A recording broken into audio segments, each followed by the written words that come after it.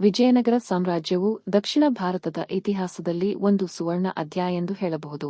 ಇದು ಕ್ರಿಸ್ತ ಶಕ 1336ರಲ್ಲಿ ಹರಿಹರ ಮತ್ತು ಬುಕ್ಕರಾಯ ಎಂಬ ಸಹೋದರರಿಂದ ಸ್ಥಾಪಿತವಾಯಿತು. ಈ ಸಾಮ್ರಾಜ್ಯದ ಸ್ಥಾಪನೆಗೆ ವಿದ್ಯಾರಣ್ಯರು ಮಾರ್ಗದರ್ಶನ ನೀಡಿದರು. ತುಂಗಭದ್ರಾ ನದಿಯ ದಡದಲ್ಲಿ ವಿಜಯನಗರ ಸಾಮ್ರಾಜ್ಯ ಸ್ಥಾಪನೆಯಾಯಿತು. ವಿಜಯನಗರ ಆಳಿದ 4 ರಾಜವಂಶಗಳು: ಸಂಗಮ ವಂಶ, ಸಾಳುವ ವಂಶ, ತುಳುವ ವಂಶ, ಅರವೀಡು ವಂಶ. ಕೃಷ್ಣದೇವರಾಯ ಈ ಸಾಮ್ರಾಜ್ಯದ ಅತ್ಯಂತ ಶ್ರೇಷ್ಠ ದೊರೆ. ತುಳುವ ವಂಶದ ಶ್ರೀ ಕೃಷ್ಣದೇವರಾಯ ಇವರ ಕಾಲವನ್ನು ವಿಜಯನಗರದ ಸುವರ್ಣ ಯುಗ ಎಂದು ಕರೆಯಲಾಗುತ್ತದೆ. ಇವರು ಕೇವಲ ಯುದ್ಧ ಕೌಶಲದಲ್ಲಿ ಮಾತ್ರವಲ್ಲದೆ ಸಾಹಿತ್ಯ ಮತ್ತು ಕಲೆಗೂ ಹೆಚ್ಚಿನ ಪ್ರೋತ್ಸಾಹ ನೀಡಿದ್ದರು. ವಿರೂಪಾಕ್ಷ ದೇವಾಲಯ, ವಿಠಲ ಸ್ವಾಮಿ ದೇವಾಲಯ, ಸಂಗೀತದ ಕಂಬಗಳು ಮತ್ತು ಕಲ್ಲಿನ ರಥ ಪ್ರಸಿದ್ಧವಾದವುಗಳು. ಕನ್ನಡ ಮತ್ತು ತೆಲುಗು ಸಾಹಿತ್ಯಕ್ಕೆ ಹೆಚ್ಚಿನ ಪ್ರಾಮುಖ್ಯತೆ ನೀಡಲಾಗಿತ್ತು.